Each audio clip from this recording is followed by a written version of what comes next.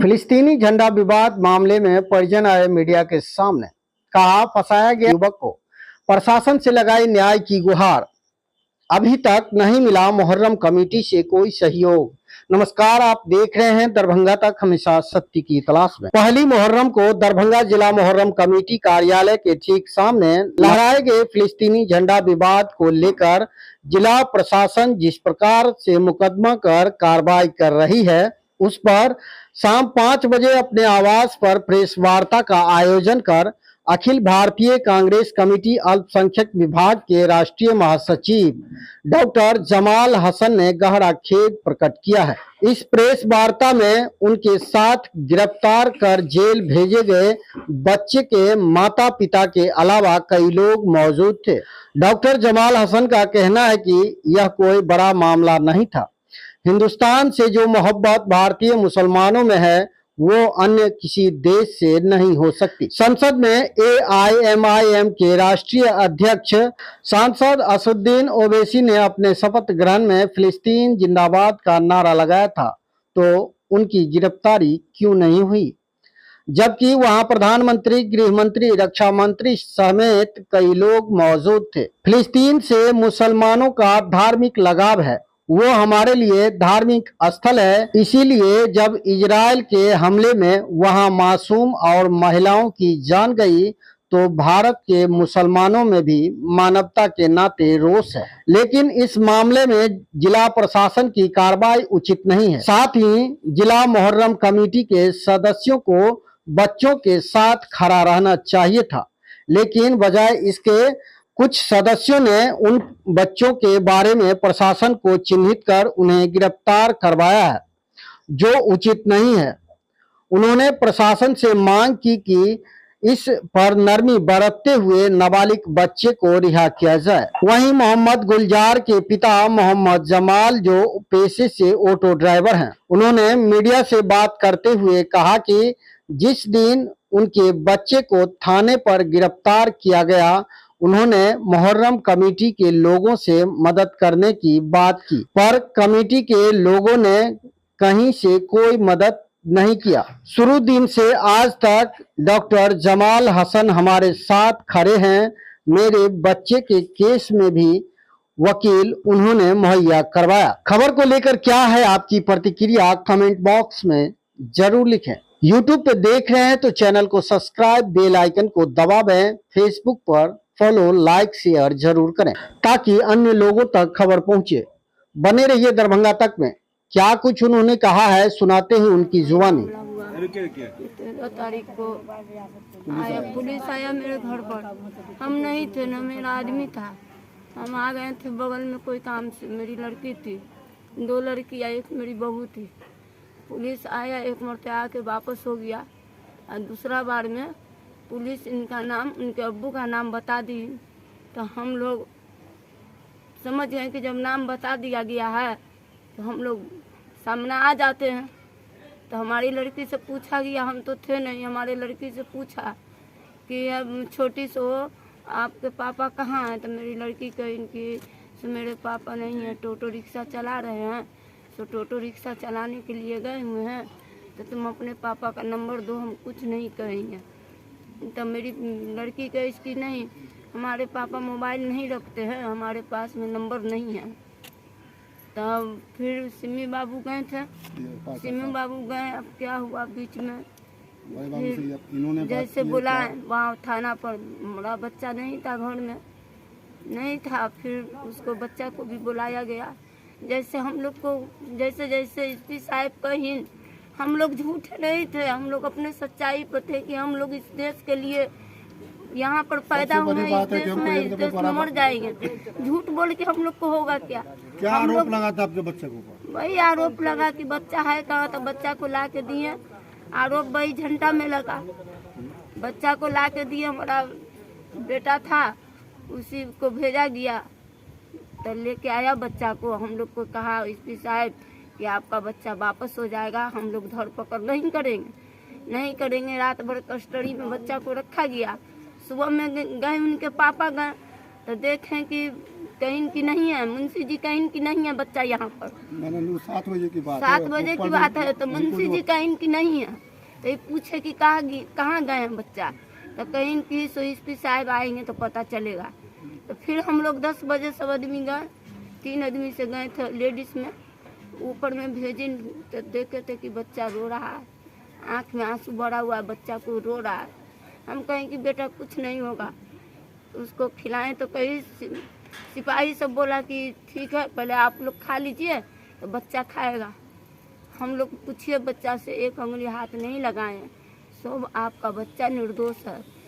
तो हम बोले उनको कि सिपाही साहब सो बच्चा मेरा कब छूट जाएगा, आज छूट जाएगा ना। तो बोली कि हाँ छूट जाएगा आज।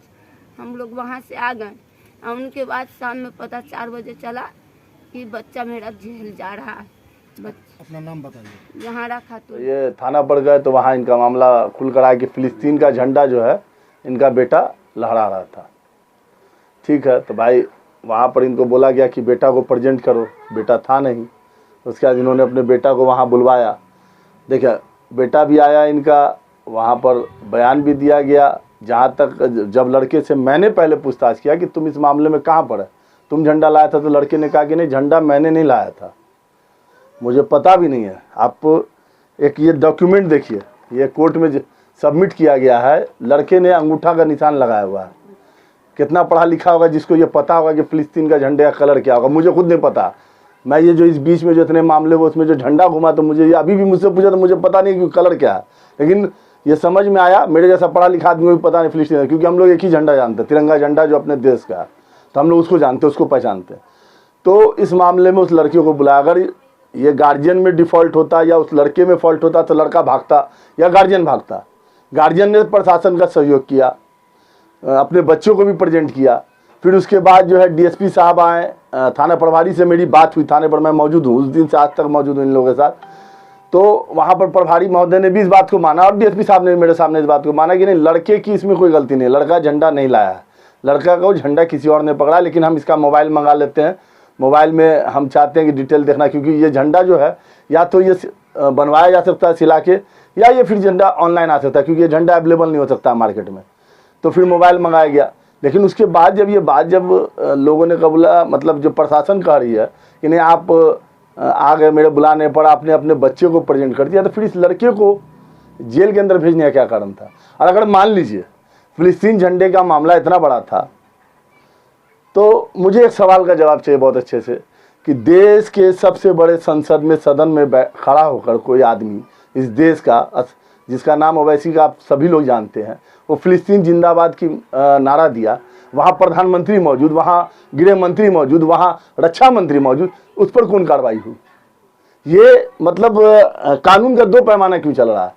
दूसरी चीज़, अगर फिलिस्तीन झंडे का या किसी भी देश के झंडे का ये मामला अगर था तो इसका मॉक ड्रिल क्यों नहीं हुआ कि जैसे किसी को अगर आर्म्स बंदूक अगर है ये लाइसेंस वाला ही रख सकता है, गैर लाइसेंसी बंदूक रखेगा तो उसकी सजा की, ये डर अगर लोगों को बता दिया गया होता तो इस तरह के मामले नहीं होते। और अगर इतनी फिलिस्तीन के झंडे के मामले, फिलिस्तीन की एम्बेसी क्यों नहीं इंडिया में बंद की जा रही है, उस दूतावास को बंद कर दिया, वहां भी फिलिस्तीन का कानून कहता है कि 100 गुनहगार को सजा दीजिए लेकिन एक बेकसूर को सजा नहीं मिलना चाहिए। उस बच्चे ने ये बयान दिया मेरे सामने कि मुझे ये पता नहीं था झंडा। आजकल जो इंस्टाग्राम का एक बहुत बड़ा कहानी चल रहा है, जो आप जानते हैं, सभी को पता, हर घर के हर इंसान को पता है कि गंदगी फैली हुई है। उस इंस्टाग्राम पर उस लड़के ने सिर्फ कलर का झंडा देखा, 2-3 कलर का, उसको नचा के 30-40 सेकंड का वीडियो बना लिया।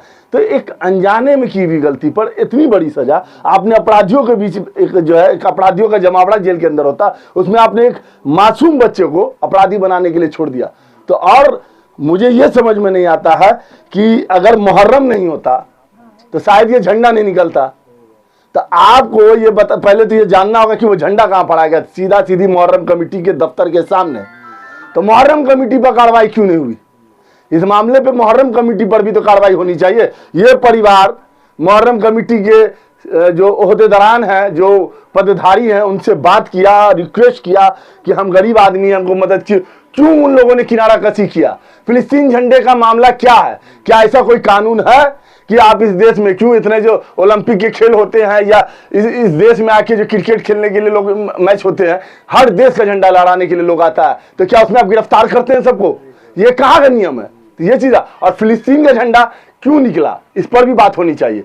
फिलिस्तीन का झंडा आज आपको कई जगह, नवादा में, गिरिडीह में, कई जगहों, कई हिस्सों में मुहर्रम के टाइम में निकला। सिर्फ उसका पीछे का मकसद थोड़ा जानना, मंशा क्या था। लोग इसलिए निकाल रहे कि फिलिस्तीन में आज हजारों बच्चे मारे जा रहे हैं, हजारों लोगों का कत्ल हो रहा है, बमबारिंग हो रहा है। उसके लिए सिर्फ ये कि यहाँ भी लोग चाहते हैं कि फिलिस्तीन में लड़ाइयाँ बंद हो।